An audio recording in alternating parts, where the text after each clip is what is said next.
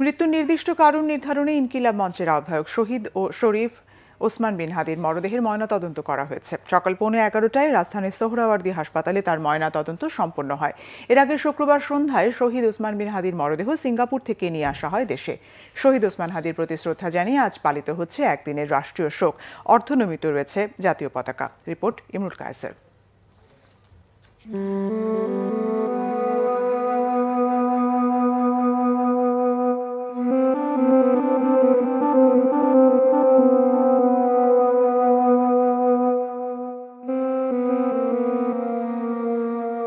একটি মরদেহ, একটি কফিন।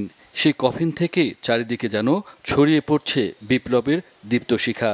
অপার্থিব সেই শিখার আলোয় আচ্ছন্ন লাখো মানুষ, হাজার হাজার মানুষের কান্না, আবেগ, ভালোবাসা আর উদ্বেলিত স্লোগানের মধ্য দিয়ে বয়ে চলেছে লাল সবুজে মোড়া কফিন।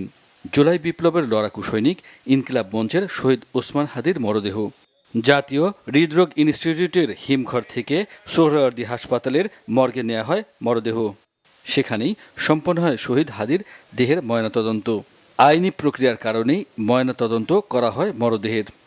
শুধু তার হত্যাকারীদের বিচার চাই না, তার হত্যার পিছনে যারা মাস্টার মাইন্ড আছে, এই মাস্টার মাইন্ডদেরও আমি রাষ্ট্রীয় আকারে বিচার চাই। এই কেয়ারটেকার সরকার আমরা বসেছি, আপনারা কি করেন? আপনাদেরকে আমরা এত দায়িত্ব দিয়েছি, আপনারা আজ পর্যন্ত কোনো একটা কথা, কোনো একটা কাজ সঠিকভাবে করতে পারেন নাই। আপনারা একটা বিচার দৃশ্যমান দেখাইতে পারেন নাই।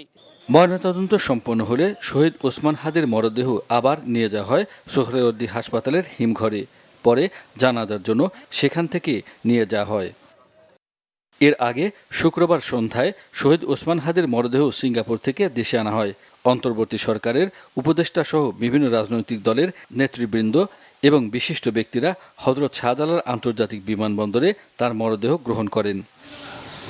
এদিকে শহীদ ওসমান হাদির প্রতি শ্রদ্ধা জানিয়ে শনিবার সারা দেশে পালিত হয় একদিনের রাষ্ট্রীয় শোক।